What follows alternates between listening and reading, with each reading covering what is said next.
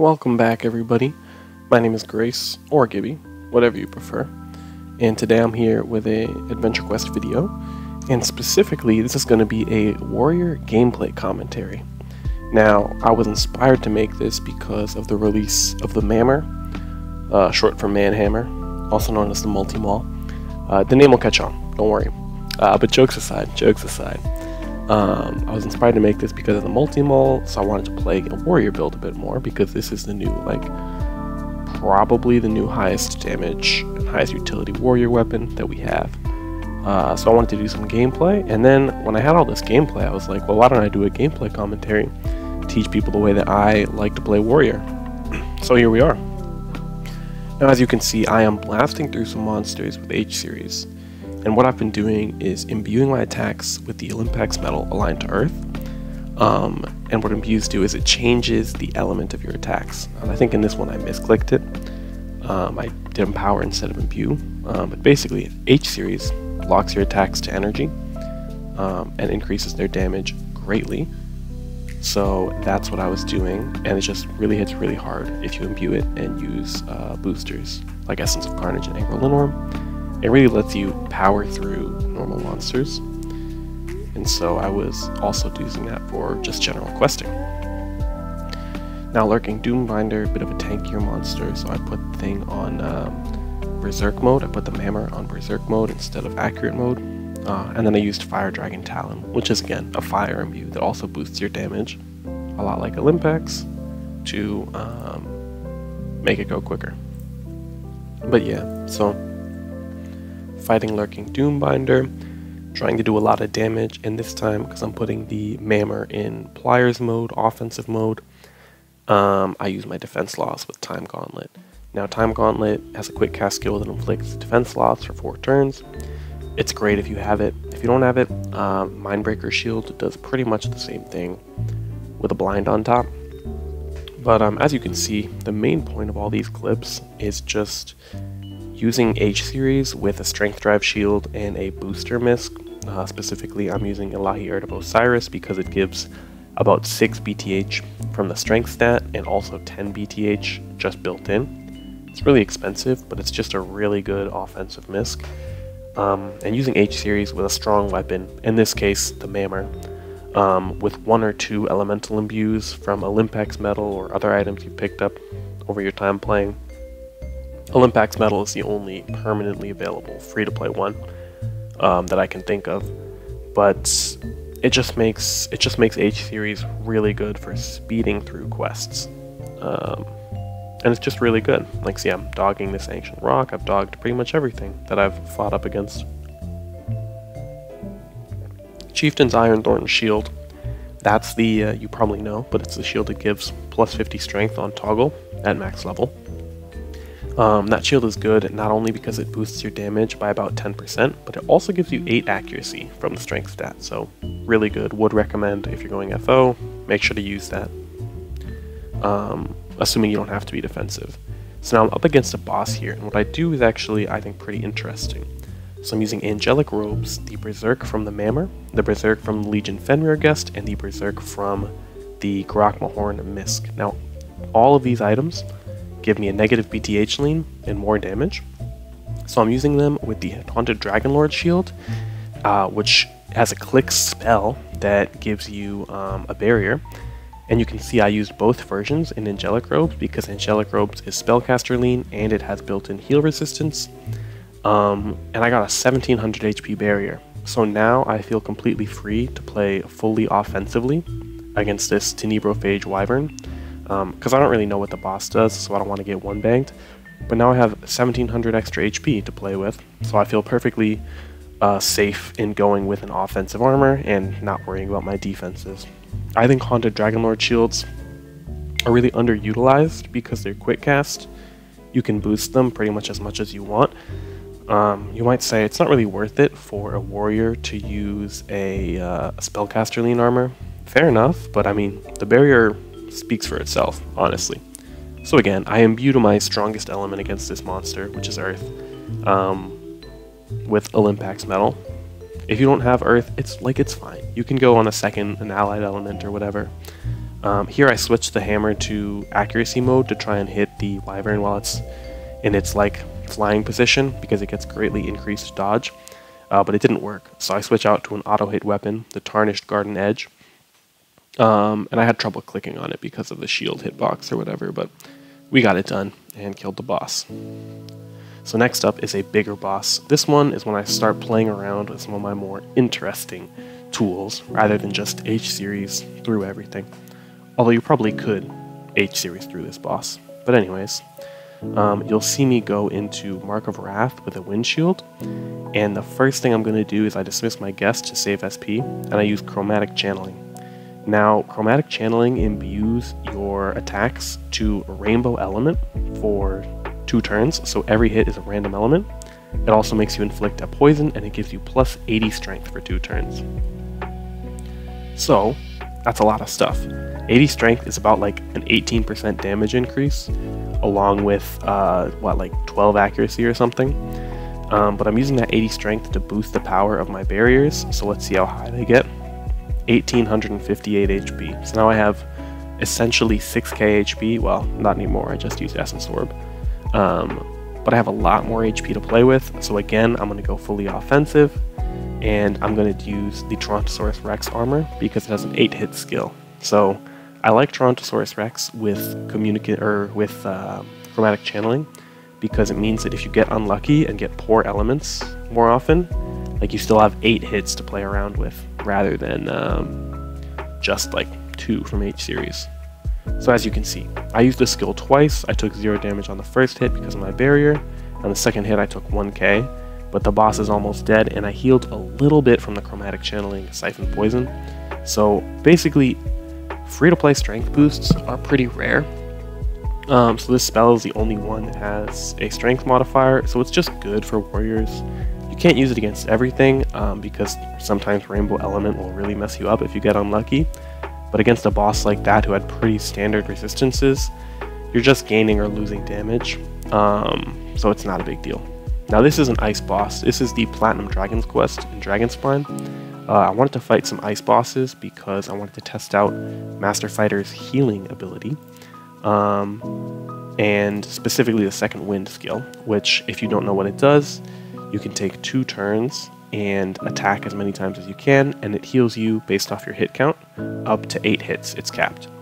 So sort of like the gameplay design is that you use Second Wind and then use the Overwhelm skill twice, which is a 4-hit weapon skill, and that's like sort of how you're intended to heal. That's what I do in this clip. I'm gonna later on, like next week or whatever, I'm gonna make a video about Master Fighter because it's really interesting. It does some interesting things. You can do some interesting things with it, but I use the hammer in accurate mode because it's based off your hit accuracy for your 8 hits, so I really want it to hit.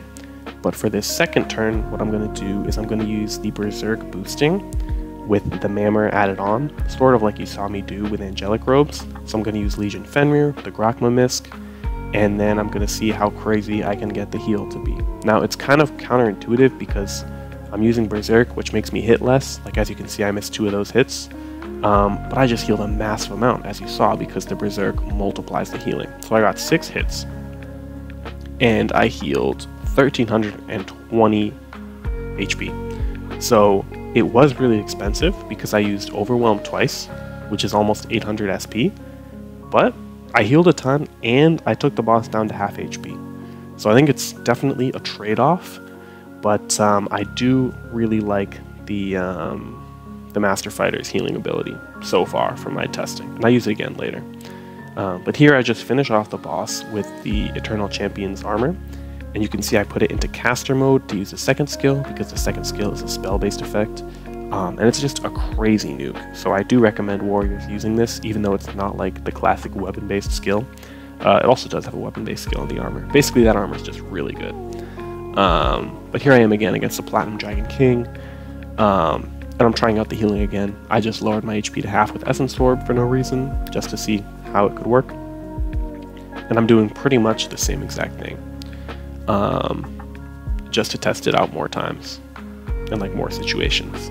Although it's a pretty similar boss, admittedly. But this boss is actually interesting. I didn't realize it when I started the fight, but it has harm resistance. So the way it looks is all of its resistances are... real quick, you saw that 1.1k HP healing. So I really like that on Master Fighter. That's it's a fat heal. Like, I like it. I like the skill. But this boss has harm resistance, so you'll actually do less damage if you attack with harm compared to if you attack with one of its other elements, even though it has 50% resistances. Allegedly it has 70% harm resistance, but since you don't have like a harm blood blade, here I just attacked with ice by mistake. But basically with this boss, you're better off attacking with normal elements rather than harm. And I eventually figured that out. I think I switched back to the Mammer to start finishing him off. But this fight does get pretty close. One, because I knocked myself to half HP for no reason, and two, because I'm just spamming like skills without really thinking about it. But I do kill the boss, and you can see this is what I really like about Master Fighter. It's expensive, but because its skill follows weapon element, you're able to output your maximum damage, but still will have your full elemental defenses. Okay, so Frost Effigy. This is an ice boss, and if you look at it, it has a bunch of 0% and a couple of negative resistances to its elements. So chromatic channeling kind of hurts if you hit with random elements. So what I did was I casted chromatic channeling for the strength boost only, and then the next turn I used Fire Dragon Talon to overwrite the rainbow element boost, or imbue, but I kept the strength boost. So with this strength boost, I'm doing the same angelic robes thing. I think I get a really fat barrier here, like almost 2k. Let's see if I show it. But yeah, so 1959 HP, so I'm safe from this boss. It's not going to kill me. And what I do is I switch into Tyrannosaurus Rex, Chieftain's Ironthorn, Light of Osiris to negate some of that low accuracy from the weapon. And then I also use the defense loss from Time Gauntlet. And I'm switching in the Pride Lord and Spotter Drake, Pet and Guest, to give myself more status potence to inflict the defense loss more reliably. But here you can see Basket Breath just obliterates him, averaging like 900 damage a hit. It's a really strong ability, especially because the Mammer gives it plus 20% damage and a 1.3x damage modifier because of the minus 20 attack BTH lean. It's minus 10 for, or it's minus 15 for the global effect, but the weapon also has a minus 5 BTH lean, so it adds up to minus 20. But here I'm testing out Master Fighter offensively, and this is what I really like. I'm fully defensive in my ice armor, or I'm playing defensively with an ice armor and ice shield, but I'm outputting these huge numbers. One, because it's just a skill, it just does double damage, but also it gets a, I think, a 10% or 20% damage boost against bosses, which is just sweet. I really like the armor. I think it's quite good. Make sure to stay hydrated. Next up, we're against the Abominable Snowman from the Archmage Apprentice quests. And again, I wanted to fight a bunch of ice monsters to test out Master Fighter. This one is a little bit harder because this boss has really low resistances and a really low damage cap. But I use chromatic channeling, and you'll see me, I think you'll see me switch into angelic robes to stack another barrier, and I think this is my record biggest barrier that I got while recording all these clips. So you can see I'm also prepping all my other stuff. The boss has 107 melee defense, so I really would like to inflict the defense loss so that I can hit it more reliably with the Mammer in Berserk mode, because I get a lot more damage that way. So I get the defense loss, so I'm all good to go. Maybe I don't use angelic robes. No, I think I do. I think I just forgot ahead of time. Oh no, maybe I don't. So, as you can see, I hit him with all 8 elements. The fire hits did way more damage than like the light hits or the ice hits. But because the boss has pretty balanced resistances, it's not a huge deal if a couple of my hits are off element when most of my hits are hitting just fine. And the boss has such a low damage cap, you don't really need to hit huge numbers to take him down, you just need to hit a lot of times. Let's see if I show the barrier. Did I miss it? But either way, it was a fat ass barrier. Yeah, like 1720. Well, that wasn't the biggest one. Maybe that's the next clip. But again, I'm going to use Basket Breath, and the reason I'm doing this in a fire armor against an ice boss is only because I have that 1700 HP barrier. Now he does miss the hit, but just know I wouldn't have been safe to do that if I hadn't had a barrier. Like even with 3k HP, some bosses hit really hard. So, but here I switch into Master Fighter for his ice special. Because I don't want to take like a ton of damage from his SP attack or get stun locked, since I think this guy dazes.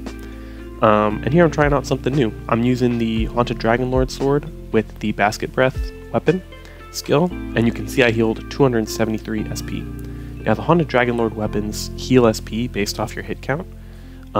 So since Basket Breath has 8 hits, it's healing I think 32 SP times 8, or 38 or something times 8.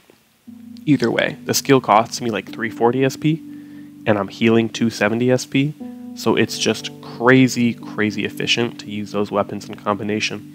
You can do the same thing with Nithsvang, but Nithsvang has a 20 proc, so I don't like it as much, but it's still really good. And then I just finish off the boss with a harm weapon, since it doesn't have harm resistance. Even with the low damage cap, since the clawback isn't too intense, you can really do damage with harm. So here I'm doing the same thing. This boss first attacked with energy, so I sit in my energy armor and shield, and this shield toggles between ice and energy, so it's the same one. But I tank its first hit, and then the second turn I get a fat barrier with angelic ropes and triple berserk. I really like this strategy. If you don't have angelic robes, I really would recommend bringing like Necro or something, or another spellcaster lean armor. Just in your setup, like maybe for water, since there's not really good warrior water armors for free to play. But anyways, here again, this boss has no negative resistances, so I'm using the chromatic channeling with Basket Breath to just really pump up my numbers. The strength boost is the biggest part, but because your elements are imbued to random element, they also get like I think a 15 or a 20% damage multiplier. It's 132 over 109. That's the multiplier they get for being all 8 elements. So it's just a strong spell, depending on the situation. Like you can't use it against everything, but I really do like it. And as you can see, I take the Mystic Iron Golem down to about a third of his HP. Now you saw there I got hit for 1600. Remember that was through my 2000 HP barrier. So he hit for 3600. Without the barrier, I may have died, or I may have been dropped to like 1 HP. But no big deal, we got him. I switched the hammer to accurate mode because I really don't want to miss when he's so low, and then I could die. But yeah, we took down the boss pretty easy. I really like chromatic channeling for the strength boosts and the damage multiplier. Now, last clip of the video, Red Rain actually gave me this idea that chromatic channeling would be really effective against the God Scourge monsters that we've been fighting in these new quests, because they have such high overall resistances. And I was like, dude, great idea. I'm gonna put it in a video. So here I am putting it in a video. I get celerity with Shadow Feeder Pendant. I should have removed my pet here, because it's cheaper to get Shadow Feeder Pendant celerity if you don't have a pet out. But I forgot. But anyways, so I'm getting all my boosters set up. I'm making sure that I've got the got all that I need. I got my strength shield, the Mammer on berserk mode, and Basket Breath. And look at that! Oh my god, that was like 5k damage, averaging like 600, 700 a hit. So chromatic channeling is really effective against these types of monsters. So what you're looking at now is just some background footage, so I can just outro the video. But this is my first gameplay commentary type of video. Haven't done it before. I sort of see it as like a guide to how I play warrior. You don't have to play warrior like I do. There's a ton of ways, ton of variability.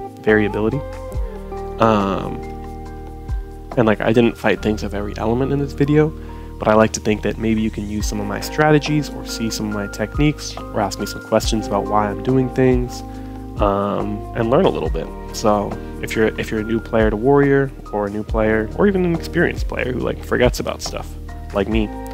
But yeah, let me know what you think about the format. Let me know if you think it was helpful Did I explain things too much? Did I explain things too little?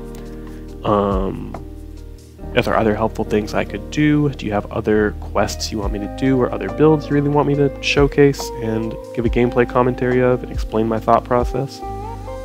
Yeah, just let me know. It was pretty fun to film this, just playing around with the new build, so I'd definitely be down to do more in the future, depending if you like it. With all that being said, thank you very much for watching, and have a great, spectacular day. Spread some peace and love, do something nice for yourself, and I'll catch you all later.